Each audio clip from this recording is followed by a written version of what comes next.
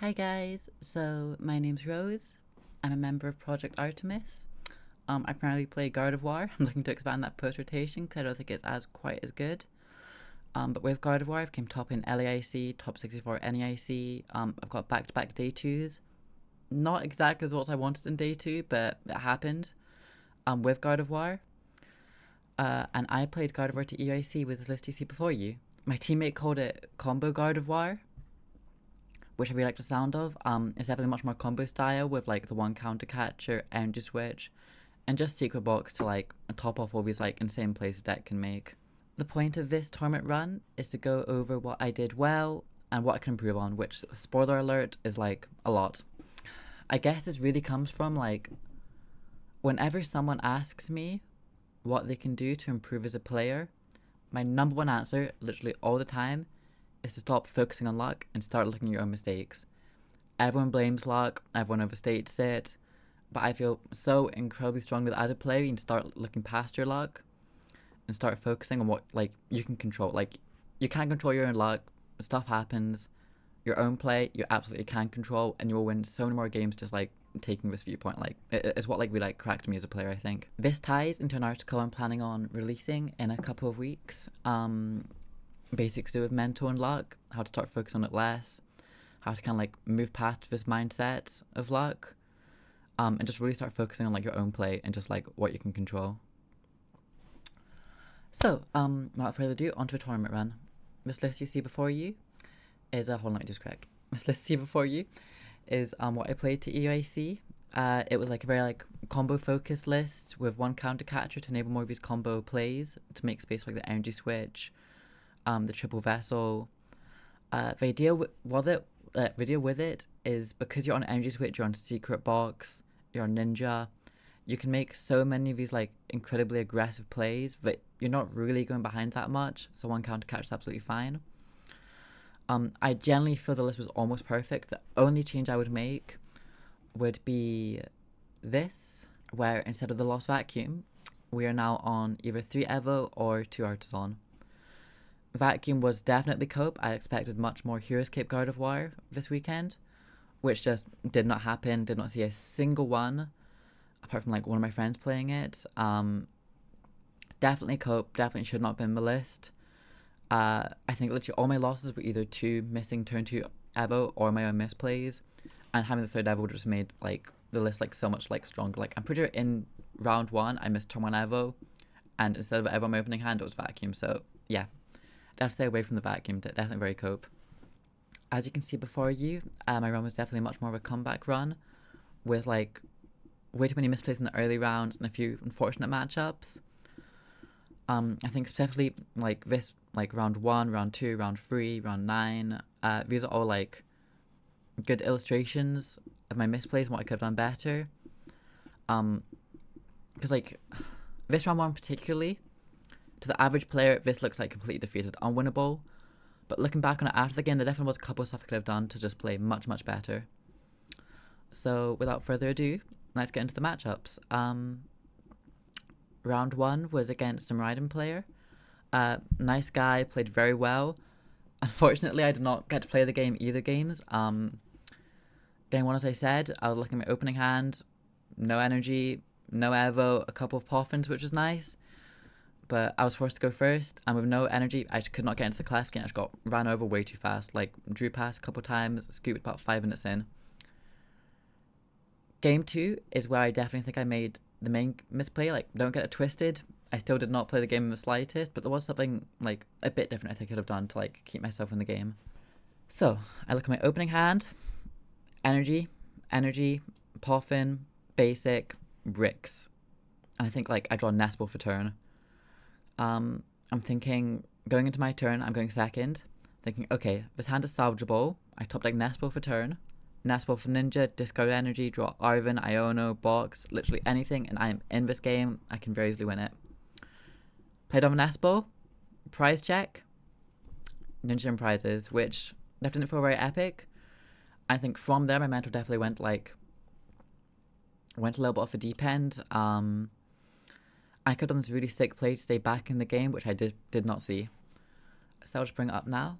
So as you can see with this board, I've got my Poffins in my discard. I've got an Espo in my discard. No prizes, but let's just pretend that Ninja was in the prize. So, my opponent, turn 1, got this insane start, and next turn, because I miss everything, they just go KO my routes for 2 prizes. So on my turn 1, I think I go attach, retreat into Clef Key, and it might have been something like this where it was missing DTE, and I was hoping just wouldn't have it. But yeah, so I go into Clef Key, I pass. So average player, this looks like a fine play. You go into Clef Key, you're trying to hope he doesn't have last energy. Let's say his board was like this. Is a Raiden player, he's probably going to have energy in hand. This is not the best play, but it's something, I guess. So his turn, he goes attach, KO my guy, and I just draw nothing. Yeah, I draw true. That's pretty accurate to what actually happened. So I could have done a much, much better play to really just make this game be much more comfortable for my favour. So let's go back a couple turns. I've got the routes on my active, Clef Key in the bench. Nice, I haven't done my energy attachment yet. What I should have done, I should have gone manual to Vidori. So this means when it's his turn, he goes into hands, KOs my routes for 2. I can promote Dory, attach Dark Energy, and Mind Bend. This is definitely a much, much, much safer play than going Clef Key. The chance he has that extra energy is inevitable. It's gonna happen 10 out of 10 times. They play a ridiculous amount of energy in this deck. He's gone through none in the opening turn. He had a massive hand. And Clef Key doesn't stop him playing energies. It stops Mew, and that's literally it. Mind Bend. If you're looking at his hand right now, this hand can't play past a Mind Bend. Doesn't have the bench space for Latias, which is pretty accurate to their board at the time. Didn't have out turn Arvin, switch cards. So what happens here? Amps, flips tails. Let's say, okay, that route is not a good draw. But let's say I draw Evo for turn. I can attach Evo and I can start playing the game. Now, the chances that he doesn't have switch card here or a way to attack is incredibly low. So the chance that he has switch card here is definitely very low.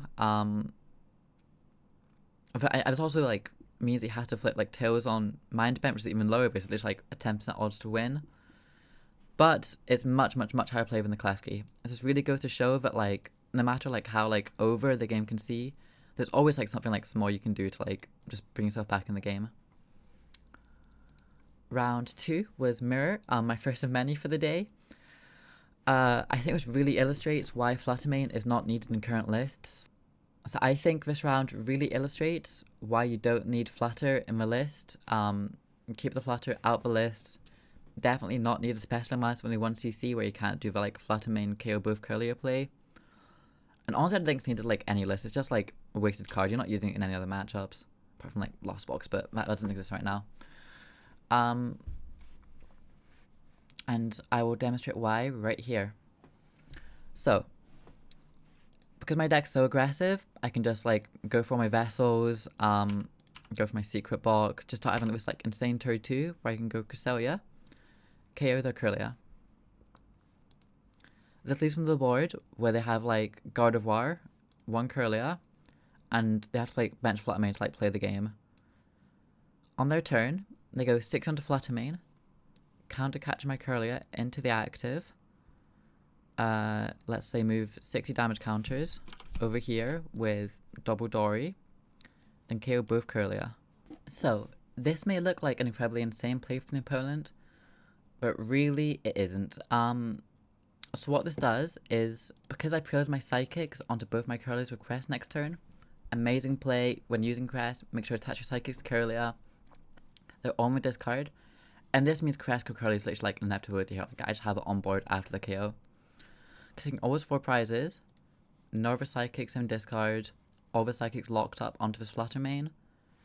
It means I can go Iono for 5 cards, Artisan, let's say I draw into the routes naturally, and I can just Artisan for the mana fee to block Screamtail.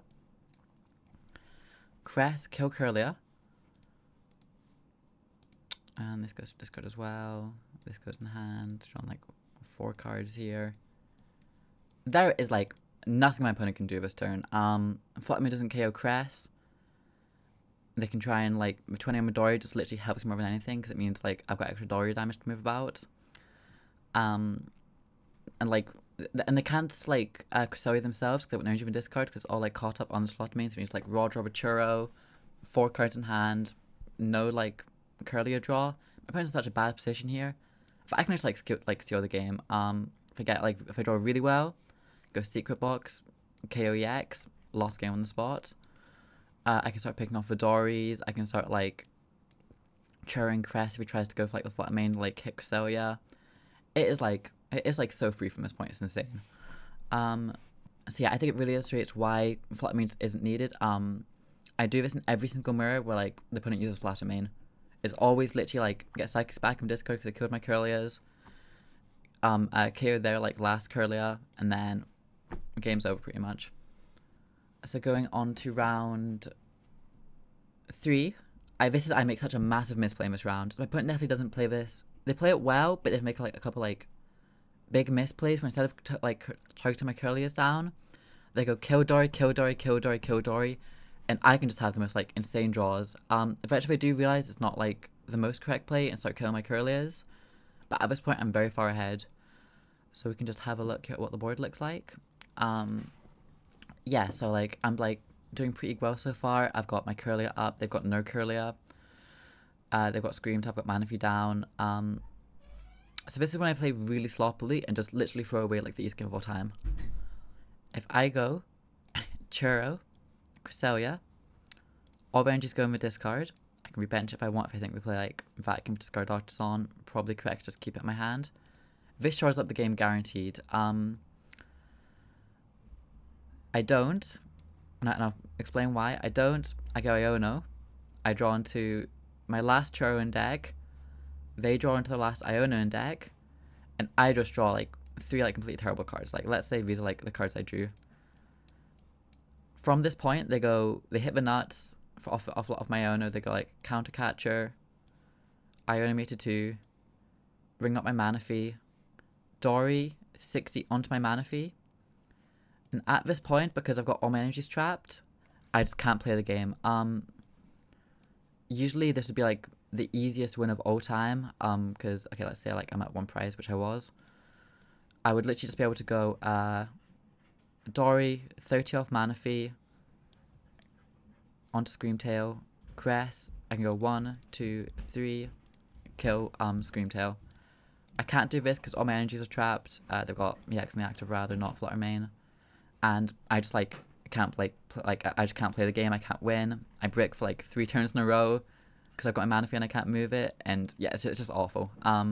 This like situation never happens if I can have Psychics in my discard to like move my guys with, but misplayed, hard punished, and my opponent found like his only out and he took it and it won in the game, which is definitely very unfortunate. Not unfortunate. I definitely like deserved the loss for not like using Churro earlier, but it's unfortunate I didn't see that line. Next round is against Pult Dusk. If there's any benefits, if anyone needs any reason to like play this list, it has the most insane Pult Dusk in our matchup. Going second, I think you ought to win. Going first, if you can raw draw into EX, if you're gonna like turn to Evo, still win the game. Like it's just like so nuts. E-switch means you're like spawn camping Duskulls. It's insane. Matchup goes pretty much how it's supposed to. I go second, I win. Game 2, he goes first. He wins. Like I get like a really bad booty lock. Game 3, I win. Not much else to say. Round 5. This is a funny one. He gets a really he goes first game 1. He gets an incredible start, but I've got a pretty good start as well. I look at my hand. I've got Arvin, and I'm like, okay. Let's just go Arvin for box. He, like on his turn 1, he like ends turn with like jamming and like he's got Dialga in the act with like an energy on it. I'm like, okay, I'm completely fine here.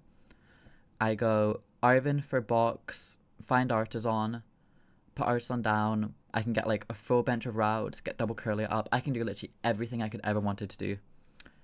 Arvin, check. And at this point, because I've used Arvin, I can't use Iono. Box prized. Artisan's in there, all my Evos are in there. It's all there, but I just can't bump the Jamming Tower. From then, despite the fact this is definitely an incredibly favored matchup for Gardevoir, he can just like take control of the game. Or you can go like turn 3 Dialga, I think. It's something nuts with that, and I just have no hope of getting back in it. I scoop it up fairly quickly. Game 2 lasts years. I think it's like a 30-minute game 2, just because like I'm presented with like some like difficult scenarios. It's not a matchup I've tested the most. Goes to time inevitably. Like we're going to like game 3 with 3 minutes left. We just agree to tie. At this point, I'm out of top 8 contention pretty early on. I'm like very bummed out by it.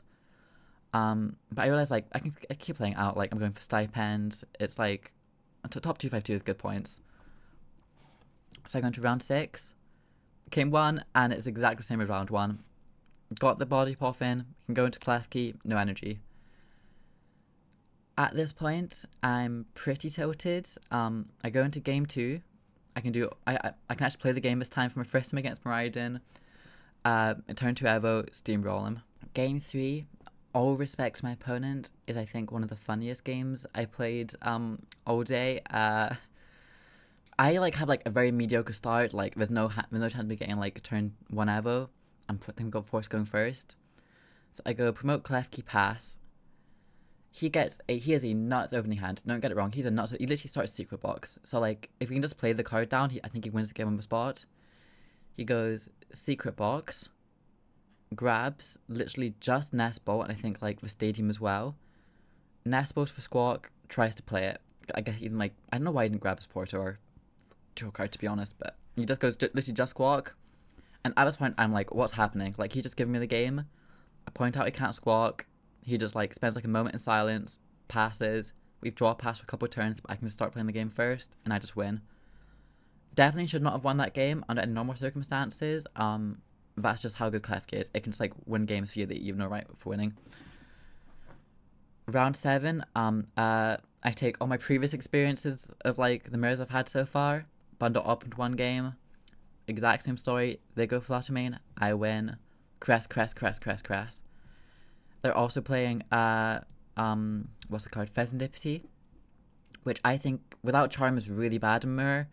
Because like I kill all their Curlias, they bench Pheasantipity, I'm like, cool, free win, Scream Tail 160, double Dory. It's just like a free 2 prizes. It's insanely free. The next match is against Lugia Archeops. I think from what I can remember, Klefki just put us in an insane amount of work. We have like literally a 40-minute game 1. Because like my opponent, like I don't know if they were that experienced into Gardevoir. They were taking a very long time to decide all their actions. 40-minute game 1, I'm fine with that. Klefki just does like an incredible amount of work. Game 2, exact same story. I go into Klefki, incredibly bricks. I've kind of come to the conclusion that right now with the way modern Lugia lists are built, you really don't need like the Spiritomb or anything. If you opt to go second, which I think all of Lugias are doing right now, you go turn 1 Klefki. If you don't, you just like go turn 1 Evo, and I think you should just win the prize trade if you can like draw up EX at any point. From there, round 9, I hit this is one of the craziest round 9s I think I've ever had. I hit my same 59 testing partner. We worked on the list together. He was the person who gave me the idea for the E-Switch. We play an incredibly tense 1 game. I actually have it right here. I think I make one crucial misplay which almost loses me the game. I think make more accurate. I'm at 2 prizes at this point. So we played an incredibly close game 1. I think we played pretty much near optimally at the first 2 turns. He has like a moment where there's like 3 curly on board, and I think he misses EX. Either that he doesn't go into it. From that, I take my chance, and I just go crest, kill curly to initiate the prize trade. And then from that point on, I'm always winning the prize trade. He's got no flutter plays he can make, which, I mean, okay, Flutter still wouldn't do anything for him, but it just means the prize trade is always like, I'm always going to be 1 step ahead until I can't attack. I'm going to get to a board state where neither of us have like much resources left. He has no Curlias. I have only 1 Dory.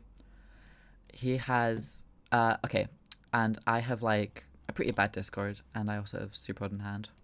I go Super Odd. Now I know in my head, I'm probably needing definitely Crest to help close out this game. I have to go 1 prize knockout. And probably a Dark Energy, because I've got no energies left in deck, so I need a way to retreat my guys. Shuffle it back in. Realize, I don't have like access to second EX. So if he can, even though he's at 3 prizes, so if he just literally like draws box, he can just go boss EX, kill it, and I have no way of taking like more prizes on board. So I own him to 2. And at this point, I realize what I've done. Let's say he draws like this, yeah. At this point, I realize what I've done, and I get pretty mad at myself. But I'm able to keep a good mental composure, and I realize like what I need to do differently. So I go vacuum, away artisan, and because I was able to keep this good mental composure, I'm able to I'm able to like play past my misplay. You can't reach a Drifloon. I think he actually has Charm in hand. I have to go swim with the X here. No, okay. Another misplay I make is I go swim with the X. I think it acts as Cress's turns. I really didn't have to swim with the X. It just means like he doesn't even have to find boss anymore, which is definitely a massive misplay.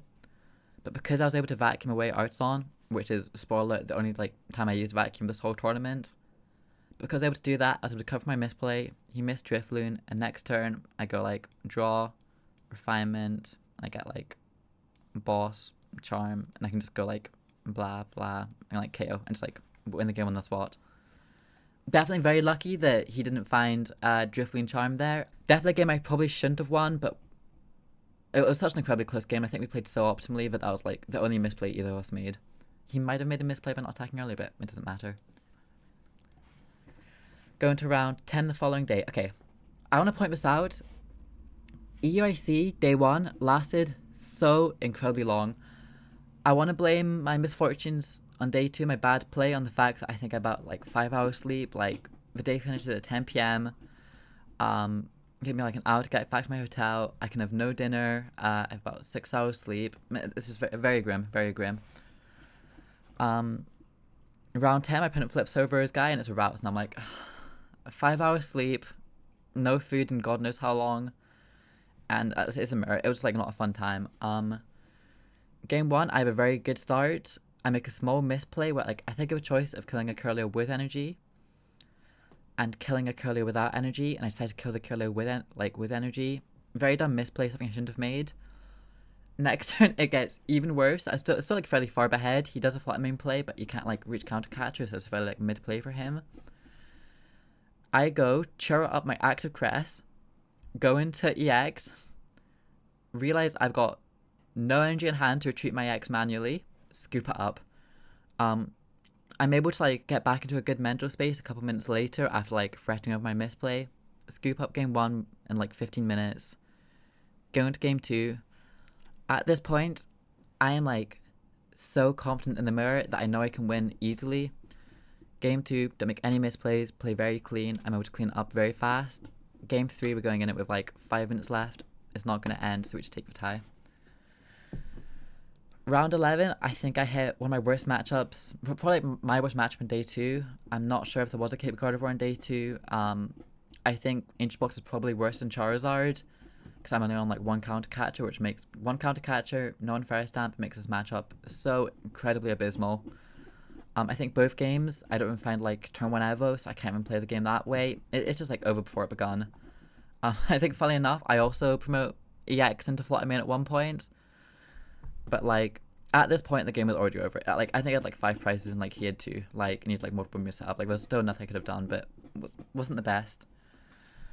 Round 12, I hit a local playing Bolt Dusk. It goes very similar to round 4. Both the opening games take a while, just because like I think I can win even under Booty Lock. Spoiler alert, I don't. And then round 3, we've got like 5 minutes left. The guy's an absolute G. Knows I need the points, so just gives me the win because we've got like 5 minutes left and it's going to be a tie. And a tie doesn't really benefit either of us. From this point, okay. So, you may notice this says top 512 at the top right here. Yeah, in my last round, this says ID. So I'm on Limitless Calc. I'm stressing so hard because I really don't want to miss top 252, top 256 here rather. Like it's like abysmal for me if I miss it. Going to round 13. I think we like semi-green on ID, and I ask what he's playing, and it's like Dory Golden Go, which is like I think Ancient Box probably a slightly worse matchup, but Golden Go Dory also an abysmal matchup. I very happily take the ID. Limitless Calc says it should be guaranteed. Yeah, it should be like more than guaranteed. I go over with like someone else on my team. they think it should be guaranteed. Take the ID, really nice guy. 20 minutes later, look at poker data, and I think I'm like 260th. And yeah, I think this episode was a good lesson to probably more thoroughly check the ID to see if you can really make it. Thank my opponent made it. That would have been really bad if I told them it was safe and they didn't make it, so thankfully they did. But yeah, I miss. I guess this is just like the main takeaway here is just always make sure that you're safe to ID, because I've seen this happen before. It just happened to me. Always double check to make sure, because you can never be too sure. You can never be too sure. Please remember to support the team. We have so many awesome, amazing things lined up. I know everyone else from this team is also making content. Please check their stuff out as well. As I mentioned earlier, I've got my article coming soon. I would go much more in depth with like the basic topics I covered in this video to do with luck and the mental game. So yeah, thank you so much for watching, and I hope you will read my article in a couple weeks' time. Bye bye.